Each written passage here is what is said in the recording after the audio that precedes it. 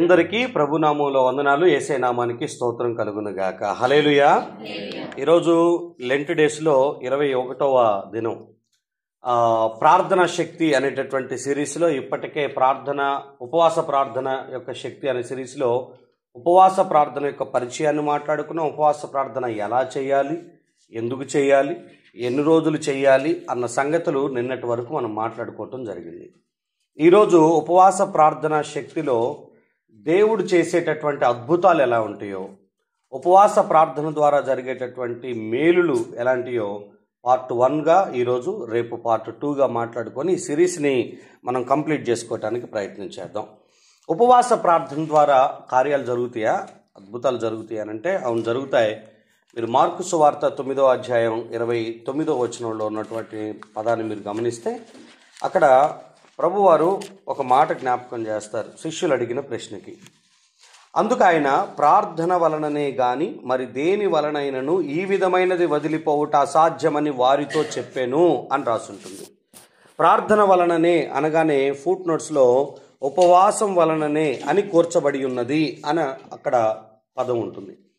ఇప్పుడు ప్రార్థన వలననే అన్న దగ్గర ఉపవాస ప్రార్థన వలననే అన్నట్లుగా చదివితే, అందుకు ఆయన ఉపవాస ప్రార్థన వలననే గాని మరి దేని వలననైనను ఈ విధమైనది వదిలిపోవుట అసాధ్యము అన్న పదం అక్కడ మీకు కనిపిస్తుంది. నేనేమంటానంటే, జరిగిన సంఘటన మీరు అర్థం చేసుకుంటే, ఒక బాలుడున్నాడు ఒక తండ్రికి. ఆ బాలుడు బాల్యం నుంచే దయ్యం చేత వేధించబడుతూ ఉన్నాడు. ఆ దయ్యం అతని మీదకి వచ్చినప్పుడు నురుగు గార్చుకుంటూ, పండ్లు కొరుక్కుంటూ, మూర్ఛిల్లుతూ, ఏదైనా మంటలు కానీ నీళ్లు కానీ కనపడితే దాంట్లో పడిపోవటం, ఆ దయ్యం వాడిని చిన్నప్పటి నుంచి ఎప్పుడు నాశనం చేద్దామా అని అతని మీదకొచ్చి అతన్ని పతనం చేయటానికి ప్రయత్నం చేయటం. తండ్రి చిన్న వయసు నుంచి ఆ బాలుడితోనే ఉంటూ నేలలో పడినప్పుడు, నిప్పుల్లో పట్టడానికి వెళ్ళినప్పుడు, మూర్ఛిల్లుతున్నప్పుడు, పండ్లు కొరుకుతున్నప్పుడు, తనను తాను గాయపరుచుకుంటున్నప్పుడు ఇదిగో అతన్ని కాపాడుకుంటూ వచ్చాడు. ఇప్పుడు వయసుకు వస్తున్నటువంటి కుమారుడు ఇక తన బలాన్ని ఆపలేని తండ్రిగా ఇతనైపోయాడు. చాలా చోట్లకి తిప్పాడు. చివరికి యేసు ప్రభు గురించి కూడా విన్నారు. విని యేసు ప్రభు యొక్క ఇంటి దగ్గరికి, ఎక్కడైతే ఆయన ఉన్నాడో ఆ ఇంటి దగ్గరికి వచ్చారు. యేసు ప్రభు వారు లోపల ఉన్నారు, బయట శిష్యులు ఉన్నారు.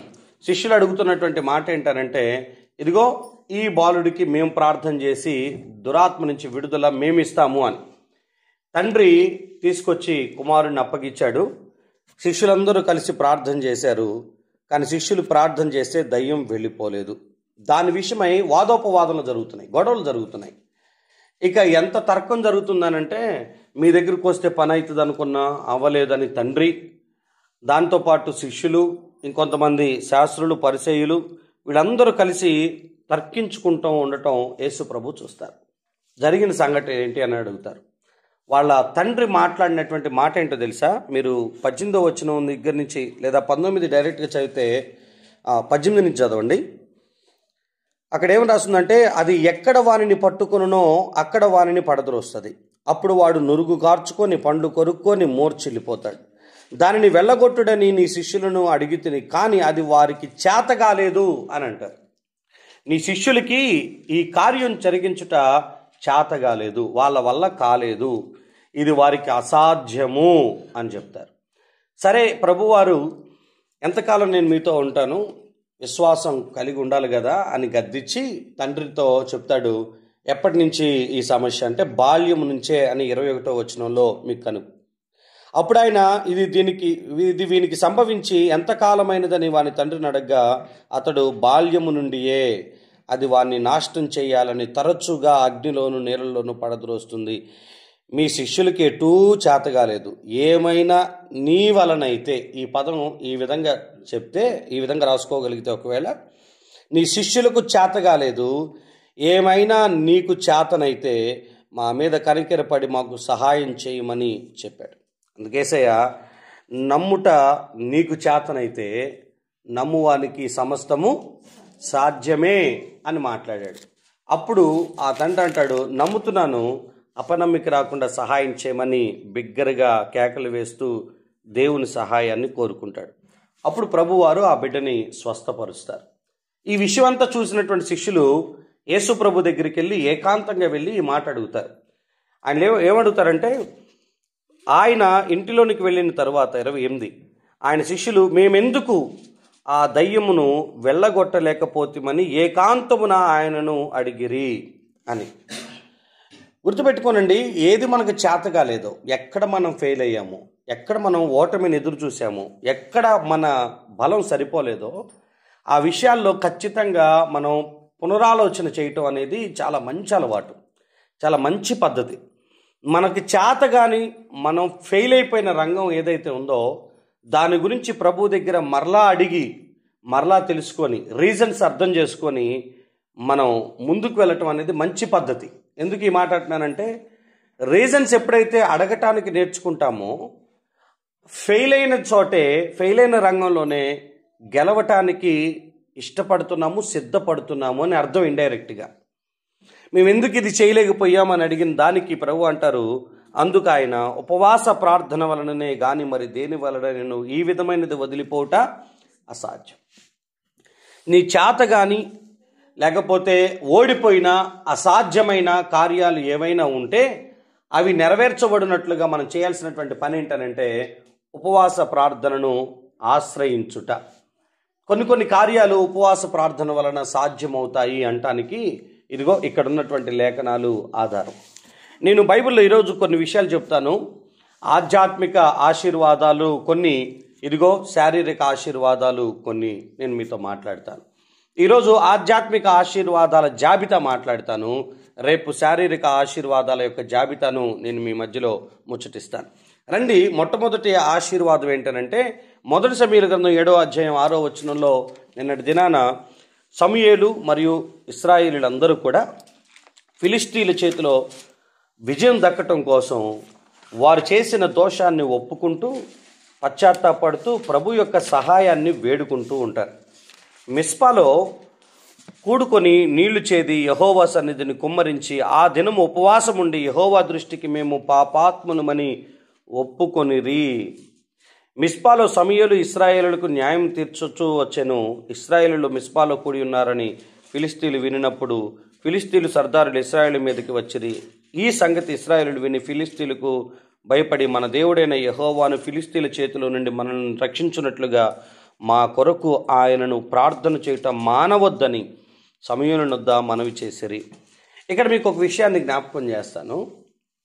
ఇక్కడ రాయబడినటువంటి పదం మిస్పాలో అందరూ కూడుకొని ఒక దినమంతా ఉపవాసం ఉండి చేస్తున్న ప్రార్థన దేని కొరకనంటే, దేవా మాకు అపజయం రావటానికి కారణం మా దోషం, మా పాపం.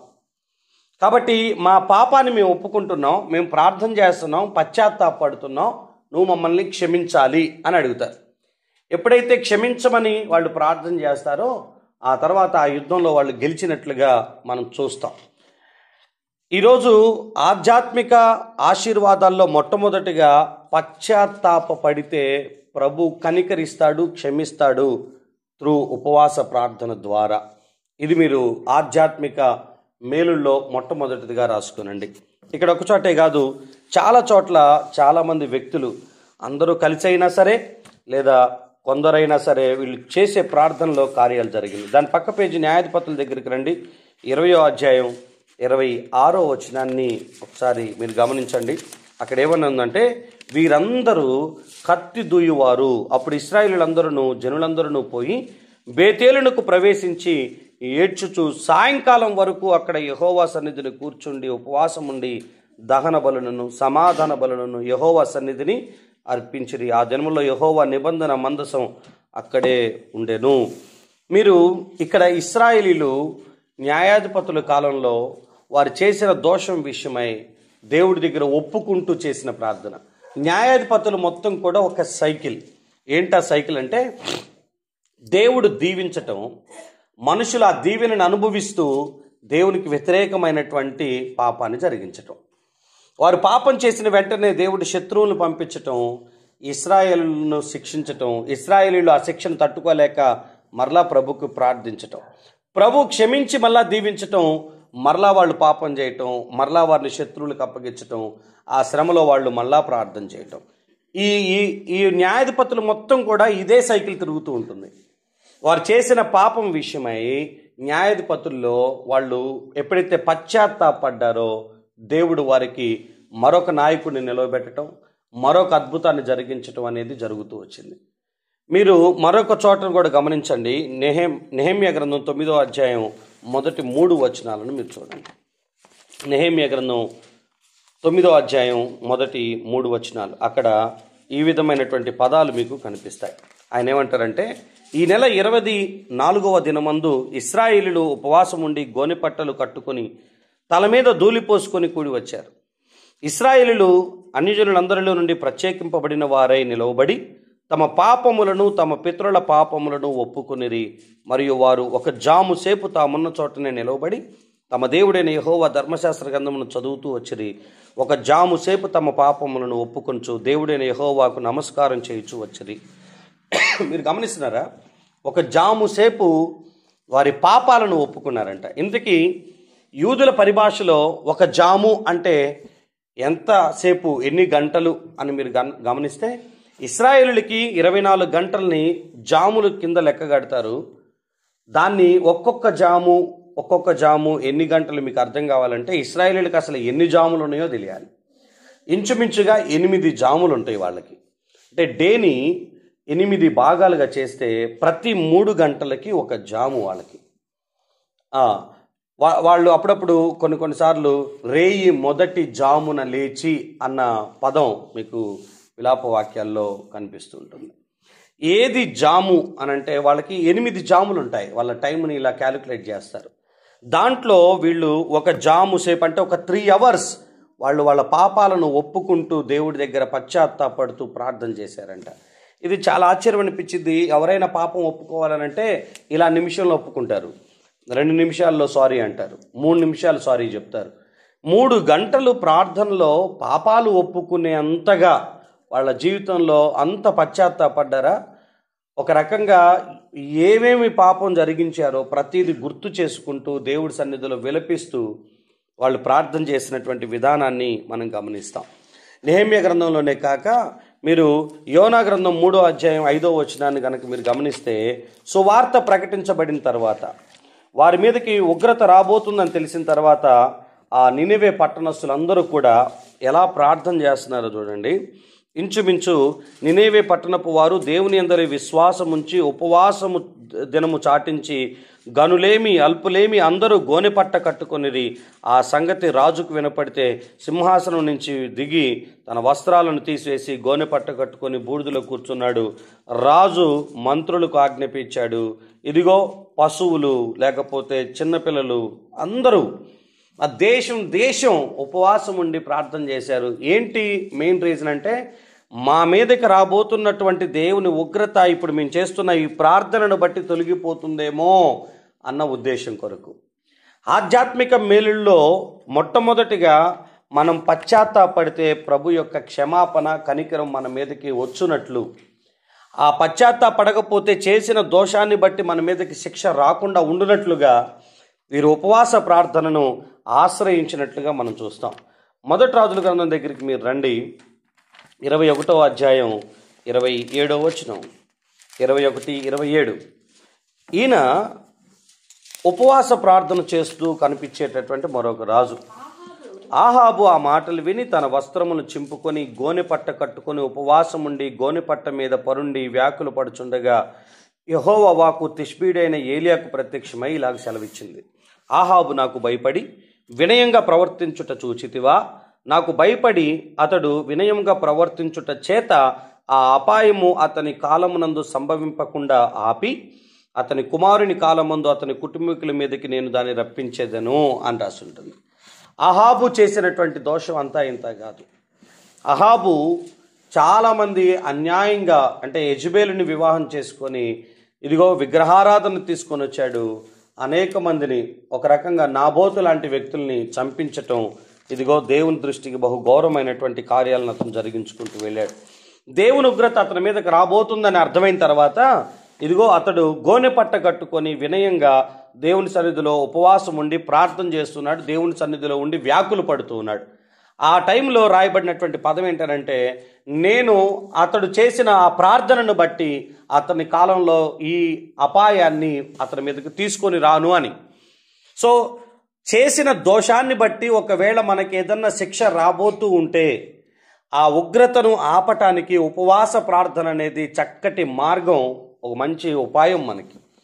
సో మనం చేసిన దోషం మన మీద, మన కుటుంబాల మీద రాకుండా ఉండినట్లుగా, లేదా మన మీదకి వచ్చేటటువంటి శిక్ష తప్పించబడినట్లుగా మనం కూడా ఉపవాస ప్రార్థనలో పశ్చాత్తాపడి దేవుని కనికరాన్ని పొందుకునేటట్లుగా మనం చేసుకోవాలి. మొట్టమొదటి లాభం ఏంటంటే, నువ్వు పశ్చాత్తాపడితే ఉపవాసం ఉండి ఖచ్చితంగా ప్రభువారు సహాయం చేసి నిన్ను క్షమించి నీకు ఆపద నుంచి నిన్ను తప్పించడానికి ఈ ఉపవాసం అనేది చక్కటి మార్గం అని మీకు జ్ఞాపకం చేస్తున్నాను. తర్వాత మరొక విషయాన్ని గుర్తు చేసుకుందాం. మీరు మత్తయి సువార్త 4వ అధ్యాయం 2వ వచనం దగ్గరికి మీరు రండి. మత్తయి సువార్త 4వ అధ్యాయం 2వ వచనం. మనం ఆల్రెడీ అరణ్యపు అనుభవాల్లో దీన్ని మాట్లాడుకుంటూ వచ్చాం.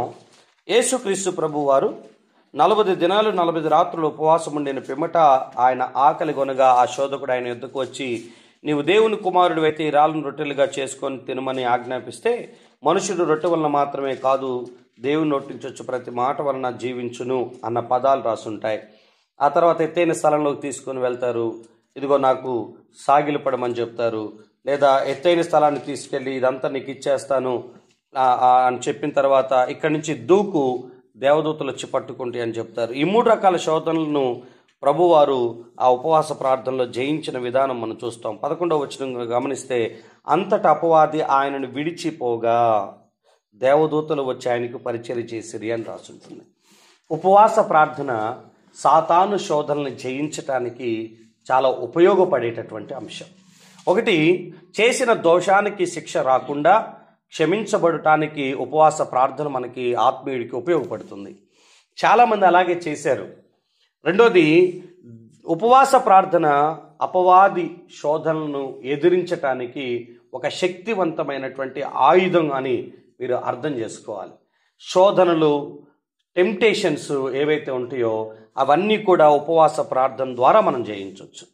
మీ జీవితంలో ఏది సాతాను ముళ్ళుగా ఉందో, అలవాట్లు, లేకపోతే వ్యసనాలు, లేకపోతే మీరు బందీ అయిపోయినటువంటి విషయాలు, మీరు వదులుకోలేని, విడిచిపెట్టలేని అంశాలు ఏవైతే ఉన్నాయో, త్రూ ఉపవాస ప్రార్థన ద్వారా వాటిని మీరు జయించగలుగుతారు అన్న సంగతి గుర్తుపెట్టుకోనండి.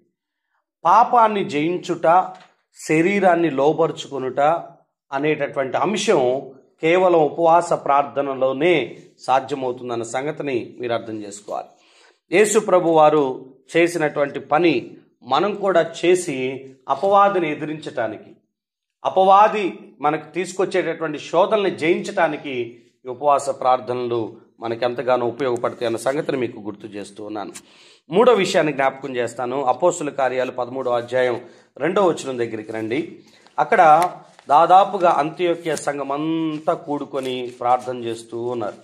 వాళ్ళు ప్రార్థన చేస్తూ ఉన్నప్పుడు వారిలో రాయబడిన కొన్ని పదాలు, వారు ప్రభువుని సేవించుచు ఉపవాసం చేయుచుండగా పరిశుద్ధాత్మ నేను బర్నబాను సౌలును పిలిచిన పని కొరకు వారిని నాకు ప్రత్యేకపరచుడని వారితో చెప్పాను. అంతటా వారు ఉపవాసం ఉండి ప్రార్థన చేసి వారి మీద చేతులుంచి వారిని పంపాను.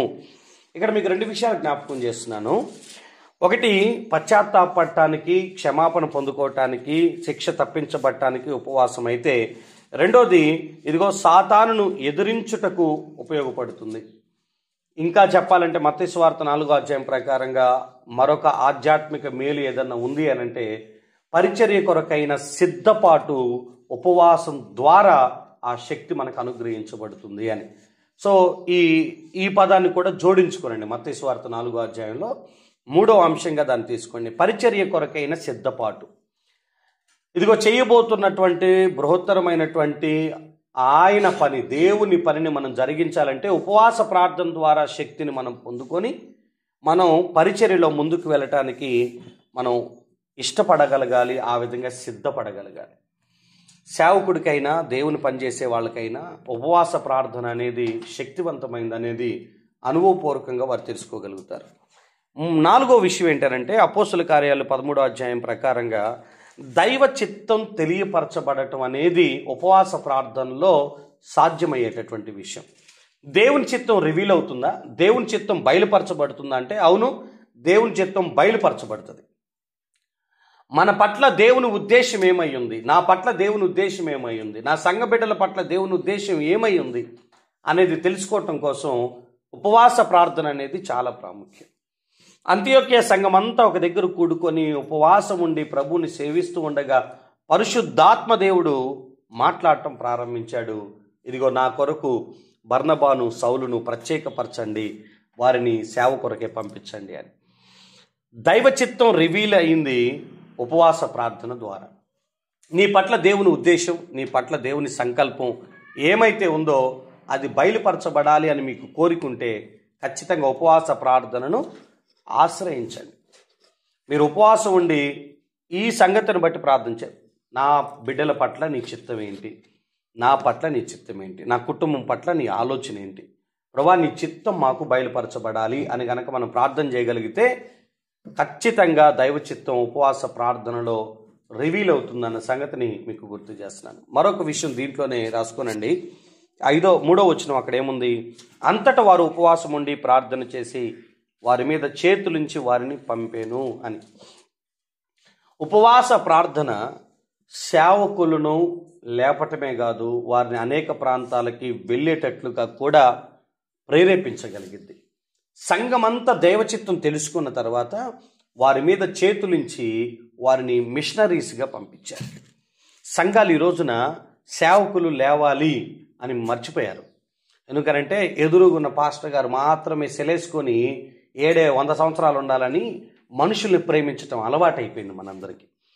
ఒకటే గుర్తుపెట్టుకోనండి, పరిచర్యలో నూతనమైన సేవకులు లేవాలి. అంత్యోక్య సంఘానికి బర్నబా లాంటి సేవకుడు, పౌలు లాంటి సేవకులు అక్కడ ఉండి వాక్యాలను విశదీకరంగా మాట్లాడుతుందంటే ఆ మాటలన్నీ వింటున్నటువంటి వీరు ఆ చాలే మాకు ఒక 2 మంచి పాస్టర్లు దొరికారని తృప్తిపరచబడలా, మేము బలపరచబడ్డాం, వీరిద్దరి పట్ల దేవుని చిత్తం బయటికి వెళ్ళాలని ఉంటే మేము వీళ్ళకి చేతులుంచి వీరి కోసం ప్రార్థన చేసి వీరిని అత్యవసరమైనటువంటి ప్రాంతాలకి, దేవుని చిత్తం ఉన్న ప్రాంతాలకి సేవకులు వెళ్ళిపోవాలని కోరుకున్నారు. ఇదే సిచ్యువేషన్ ఒకవేళ మనకు వచ్చింది అనుకో, మనం చేసే పని ఏంటంటే మా పాస్టర్ గారు వెళ్ళిపోవటానికి వీలు లేదు, ఎందుకు మామ దగ్గరే ఉండాలి. వ్యక్తిని మనం ఎంతగా ప్రేమిస్తామంటే దైవ చిత్తానికి కూడా అడ్డొచ్చేస్తాం. కొన్నిసార్లు దైవ చిత్తానికి కూడా అడ్డొచ్చేస్తాం. కొన్నిసార్లు మనకు తెలుసో తెలియకో కొన్ని జరిగిస్తాం, కానీ నమ్మకంగా ఒకటి గుర్తుపెట్టుకోనండి, ప్రభు ఏది చేసినా సంఘక్షేమం నిమిత్తమై జరిగిస్తారు అని.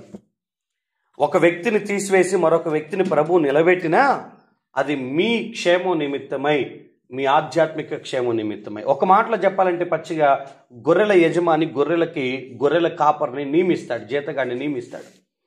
ఏ జీతగాడిని ఉంచాలో ఏ జీతగాడిని ఉంచకూడదో గొర్రెలు డిసైడ్ చేయవు, గొర్రెల యజమాని డిసైడ్ చేస్తాడు. సో మనం కూడా వ్యక్తుల్ని అధికంగా ప్రేమించటం, ఒక రకంగా చెప్పాలంటే దేవుడి కంటే అధికంగా ప్రేమించడం ఫస్ట్ బంద్ చేయాలి. అప్పుడు దైవ చిత్తానికి ఖచ్చితంగా తల ఉంచేస్తాం. నాకు ఆయన మాట ముఖ్యం, ఇదిగో మనిషి కంటే ఆయన ముఖ్యం నాకు ఇతరుల కంటే అనేది మీరు అర్థం చేసుకోగలిగితే దైవ చిత్తం తెలుసుకొని దైవ చిత్త ప్రకారమైన అడుగులు మీరు వేయగలుగుతారు. సేవకులు ఏం చేశారయ్యా అంటే ప్రార్థన చేసి ఆ సేవకులు మిషనరీలుగా పంపించారు. బైబిల్లో కోత విస్తారంగా ఉంది, కనులెత్తి పైకి చూడండి అని చెప్పి, ఇదిగో కోత విస్తారమే, పనివారు కొద్దిమంది, మీరు తండ్రిని వేడుకోనండి కోత కొరకు పనివారిని పంపమని. సంఘం అంతా మీరు ప్రార్థన చేయాలి ఉపవాసం ఉన్నప్పుడల్లా, ప్రభువా మాకు సేవకుల అవసరం ఉంది, ఈ తెలంగాణలో సేవకుల యొక్క కొరత ఉంది, సేవకులు లేవాలి ప్రభువా, మా సంఘంలో మీ చిత్తం అయితే ఎవరైనా ఉంటే వారు బయలుపరచబడాలి, వాళ్ళకి మేము సపోర్ట్గా నిలబడి వారిని మేము మిషనరీలుగా పంపిస్తాము అని. నార్త్ ఇండియాకో అవసరత కలిగినటువంటి ప్రాంతాలకో, తెలంగాణలో పరిచర్య లేని ఏరియాస్కో సేవకి పంపించడానికి మన దగ్గర సేవకులు లేపబడుదురు గాక యేసునామములో. హల్లెలూయా. సో చివరిగా మరొక మాటను కూడా జ్ఞాపకం చేస్తున్నాను. ఒకటేమో పశ్చాత్తాపడటం, దేవుని యొక్క మన క్షమాపణ పొందుకోవటం. రెండోది సాతానును శోధనలను ఎదిరించటానికి, పరిచర్య సిద్ధపాటుకి, దైవ చిత్తం తెలియపరచబడటానికి. అంత మాత్రమే కాదు, సేవకులు లేపబడి అవసరత కలిగిన ప్రాంతాలకు వెళ్ళటానికి ఈ యొక్క ఉపవాస ప్రార్థన మనకి ఎంతగానో ఉపయోగపడుతుంది. ఇక చివరిగా మరొక మాట చెప్పి నా యొక్క వాక్యాన్ని ముగిస్తాను. దానియేలు గ్రంథం 9వ అధ్యాయం 3వ వచనం, 10వ అధ్యాయం 3వ వచనం, ఈ రెండు విషయాలు చూడండి. దానియేలు గ్రంథం 9వ అధ్యాయం 3వ వచనం. దానియేలు గ్రంథం దగ్గరికి మీరు రండి, 9వ అధ్యాయం. అక్కడ ఈ విధమైనటువంటి మాట మీకు కనిపిస్తుంది. అంతటా నేను గోనెపట్ట కట్టుకొని ధూళి తలపై వేసుకొని ఉపవాసం ఉండి ప్రార్థన విజ్ఞాపనలు చేయుటకు ప్రభువగు దేవుని ఎదుట నా మనసును నిబ్బరం చేసుకుంటుని. ఎందుకు ఈయన ప్రార్థన చేస్తున్నాడు అనంటే పైన ఉన్నటువంటి విషయం 2వ వచనం చూడండి. అతని ఏలుబడిలో మొదటి సంవత్సరమందు దానియేలును నేను యెహోవా తన ప్రవక్త యిర్మీయాకు సెలవిచ్చి తెలియజేసినట్టు యెరూషలేము పాడుగా ఉండవలసిన 70 సంవత్సరములు సంపూర్తి అవుతున్నది గ్రంథముల వలన గ్రహించి తిని అని ఉంటుంది. ఈ పదాన్ని నేను ఎందుకు మీకు జ్ఞాపకం చేస్తున్నానంటే, మేము గ్రంథపు చుట్టలు చదువుతున్నప్పుడు, వాక్యం చదువుతున్నప్పుడు యిర్మీయాతో నువ్వు మాట్లాడిన మాట ఏంటనంటే 70 ఏళ్ళు మీరు ఈ చెరలో ఉంటారు. ఈ బబులోను పారసీక ప్రాంతాలలో 70 సంవత్సరాలు మీరు ఇదిగో ఈ చెరలో బంధించబడి ఉంటారు. 70 సంవత్సరాల తర్వాత నేను మిమ్మల్ని విడిపిస్తానని చెప్పారు. దానియేలు వీటిని చదువుకుంటూ ఉన్నాడు. సరిగ్గా దేవుని వాగ్దానం, దేవుని ప్రవచనం అక్కడ చదివినప్పుడు లెక్క పెట్టుకుంటున్నాడు. ఎప్పుడు చెరకొచ్చాం, ఇప్పటికి ఎన్ని సంవత్సరాలు అయ్యింది అని. 70 సంవత్సరాలు పూర్తయిపోతుంది. కాలం దగ్గరకు వచ్చింది. వాగ్దానం నెరవేర్చబడాలి, ప్రవచనం నెరవేర్చబడాలి. అప్పుడు ఆయన చేస్తున్న పని ఏంటనంటే గోనెపట్ట కట్టుకొని ధూళి తలపై వేసుకొని ఉపవాసం ఉండి ప్రార్థనా విజ్ఞాపనలు చేయటానికి ప్రభువగు దేవుని ఎదుట మనసును నిబ్బరం చేసుకొని ఇక ప్రార్థన చేయటం ప్రారంభించాడు. ప్రభువా, యిర్మీయా ప్రవక్తతో నువ్వు మాటిచ్చావు కదా, నువ్వు వాగ్దానం చేసావు కదా, ప్రవచనం చెప్పావు కదా, 70 ఏళ్ల తర్వాత మాకు విడుదలని, 70 ఏళ్ల తర్వాత మేము విడిపించబడతామని, ఈ చెర నుంచి బయటికి రాగలుగుతామని. కాబట్టి నీ వాగ్దానం నెరవేర్చబడాలి, నీ ప్రవచనాలు నెరవేర్పు రావాలి, నువ్వు ఇచ్చిన మాట మా జీవితంలో జరగాలి. దాని కొరకు మేము ఉపవాసం ఉండి ప్రార్థన చేస్తున్నాం. నేను చివరిగా ఈ మాట చెప్పి నా వాక్యాన్ని ముగిస్తాను. దేవుని సన్నిధిలో ఉపవాస ప్రార్థన చేసేటప్పుడు దేవుని వాగ్దానాల నెరవేర్పు నిమిత్తమై మనం ప్రార్థన చేయాలి. దానియేలు 70 సంవత్సరాల తర్వాత మాకు విడుదల వస్తుందని పుస్తకంలో చదివినప్పుడు ఆ నెరవేర్పు కోసం ఆయన దేవుని సన్నిధిలో ఉపవాసం ఉండి ప్రార్థన చేశాడు. దేవుడు నీకు ఇచ్చిన వాగ్దానాలు ఏవైతే ఉన్నాయో, దేవుడు నీ పట్ల చెప్పిన ప్రవచనం ఏదైతే ఉందో అది నెరవేర్చబడినట్లుగా, అది ఆ మాట మీ జీవితంలో అనుభవపూర్వకంగా జరుగునట్లుగా దేవుడి దగ్గర ఉపవాసం ఉండి ప్రార్థన చేయండి. ఉపవాస ప్రార్థన ప్రవచనాల నెరవేర్పుకి, వాగ్దానాల నెరవేర్పుకి, దేవుని చిత్తం మీ పట్ల, మీ కుటుంబం పట్ల, సంఘం పట్ల జరుగునట్లుగా ఉపవాస ప్రార్థన ఎంతగానో ఉపయోగపడుతుంది. ఆ తర్వాత దానియేలు కాలం తర్వాత వారు చెర నుంచి విడిపించబడినటువంటి స్థితిని మనం గమనించగలుగుతాం. నా ప్రియదేవుని బిడ్డలారా, ఈ కనీసపు 6 విషయాలు మీరు అర్థం చేసుకోనండి. పశ్చాత్తాపడటం వల్ల దేవుని క్షమాపణ ఈ ఉపవాస ప్రార్థన ద్వారా దొరుకుతుంది. మన మీదకి రాబోతున్న కీడు తొలగించబడటానికి. రెండోది, శోధన తప్పించుకోవటానికి పరిచర్య సిద్ధపాటు కొరకు ఉపయోగపడుతుంది. నాలుగోది, ఇదిగో దైవ చిత్తం బయలుపరచబడటానికి, అంత మాత్రమే కాదు, సేవకులను సంఘంలో నుంచి లేవనెత్తుకొని అనేక ప్రాంతాలకు పంపించడానికి కూడా మనకి ఉపవాస ప్రార్థన ఉపయోగపడుతుంది. మీరు చివరిగా ఇదిగో ఆ ప్రవచన నెరవేర్పులు, వాగ్దాన నెరవేర్పులకి కూడా మనకు ఉపవాస ప్రార్థన ఎంతగానో ఉపయోగపడుతుంది. కనీసం ఈ కొద్దిపాటి విషయాలన్నా ధ్యానం చేసుకుంటూ అర్థం చేసుకుంటూ ఉండండి. ఒకవేళ ఏదన్నా ఫాస్ట్గా మనం మాట్లాడుకున్న పరిస్థితి ఉంటే మరొక్కసారి యూట్యూబ్లో పెట్టబోయేటటువంటి ఆడియోని మీరు వినటానికి ప్రయత్నం చేయండి. తద్వారా మరింతగా ఆధ్యాత్మిక మేలుల లిస్టుని మీరు అర్థం చేసుకోగలుగుతారు. రేపటి దినాన శారీరక, కుటుంబ లేదా వ్యక్తిగత జీవితాల్లో జరిగే అద్భుతాలను గురించి మనం మాట్లాడుకొని ఈ సిరీస్ని మనం ముగించుకుందాం. ప్రభు ఈ మాటలు దీవించును గాక. మోకరించండి, కళ్ళు మూసుకునండి, ప్రార్థన చేసుకుందాం. పరిశుద్ధుడైన దేవా, మీకు వందనాలయ్యా. మా జీవితంలో ఉపవాస ప్రార్థన ద్వారా కలిగే మేలులు ఎట్టివో మీరు మాకు ఒక్కొక్క విషయాన్ని వివరించిన విధానం కొరకై మీకు వందనాలు తెలియపరుస్తున్నాను. మా పిల్లలు అయా వారి చేసిన దోషం విషయమై రాబోతున్న శిక్ష, కీడు తప్పించబడినట్లుగా ఉపవాసాన్ని ఆశ్రయించుదురు గాక నాయన. ప్రభా, అనేక మంది నినివే పట్టణస్తులైతేనేమి, అహాబ్ అయితేనేమి, న్యాయాధిపతుల కాలంలో ఇశ్రాయేలీయులు అయితేనేమి, అయా మొదటి సమూయేలు గ్రంథంలో సమూయేలు కాలంలో ఉన్నటువంటి ఇశ్రాయేలీయులు అయితేనేమి, వాళ్ళు పశ్చాత్తాపడి వారిపైకి రాబోతున్నటువంటి ఉగ్రతను తప్పించుకోగలిగారు ఉపవాస ప్రార్థన ద్వారా. క్షమించబడ్డారు ప్రభా. వాళ్ళు ప్రభా శోధన జయించున్నట్లుగా, అపవాదిని ఎదురించున్నట్లుగా ఉపవాస ప్రార్థన ఒక శక్తివంతమైన ఆయుధంగా మాకు నిలబడుతుంది. మేము పరిచర్య చేయదలుచుకున్నప్పుడు మీ నుంచి శక్తిని పొందుకొని మీ ద్వారా అయా ఈ లోకంలో బలమైన పరిచర్య జరిగించినట్లు పరిచర్య సిద్ధపాటుకి ఉపవాస ప్రార్థన ఉపయోగపడుతుందని నా తండ్రి, మేము దైవ చిత్తం ఏంటో మా పట్ల, మా పిల్లల పట్ల, మా కుటుంబం పట్ల, మా సంఘం పట్ల నీ చిత్తం ఏదైతే ఉందో అది ఉపవాస ప్రార్థనలో రివీల్ అవుతుందన్న సంగతిని మేము అర్థం చేసుకోగలుగుతున్నాం నా ప్రభు. అదేవిధంగా అయా మరి ఒక సేవకులు మా సంఘాల్లో నుంచి లేపబడాలి, నూతన ప్రాంతాలకి సేవకులు వెళ్ళాలి, పరిచర్య విస్తరించాలి. ఆ విషయమై ఉపవాస ప్రార్థన మాకు ఎంతో ఉపయోగపడుతుందన్న సంగతిని కూడా మేము గుర్తు చేసుకుంటున్నాం. అదేవిధంగా చివరిగా నా తండ్రి, 6వ బెనిఫిట్, మేము ఉపవాస ప్రార్థన చేయటం ద్వారా మా బ్రతుకుల్లో నువ్వేదైతే వాగ్దానం చేశావో, ఏ ప్రవచనమైతే తెలియపరిచావో అవన్నీ మా జీవితంలో నెరవేర్చబడటానికి ఉపవాస ప్రార్థన చక్కటి మార్గం అని మేము అర్థం చేసుకున్నాం. ఎన్నో వాగ్దానాలు మా జీవితం పట్ల, మా పిల్లల పట్ల, ఎన్నో ప్రవచనాలు మా జీవితం పట్ల ప్రభా యేసు నామములో అవన్నీ నెరవేర్చబడును గాక నాయన. అయా పుస్తకపు చుట్టలు చదువుతున్నప్పుడు, గ్రంథాన్ని చదువుతున్నప్పుడు ఆ వాక్య నెరవేర్పు కోసమై ఉపవాసం ఉన్నట్లుగా ఇంత భక్తి మాకు వచ్చును గాక నాయన. అయా వాక్యం చదువుతుండగా ఆ వాక్యం మా జీవితంలో నెరవేర్చబడాలని, ఆ వాక్యం కొరకు, ఆ వాక్య నెరవేర్పు కొరకు అయా ఉపవసించి ప్రార్థించగలిగేటటువంటి ఆధ్యాత్మిక పరిణితి మాకును అనుగ్రహించబడాలని మనసారా మిమ్మల్ని కోరుకుంటూ ఉన్నాం. ఆ రీతిగా నన్ను మమ్మల్ని దీవించమని యేసు నామములో ప్రార్థన అడిగి పొందుకొనుచున్నాము తండ్రి. ఆమేన్.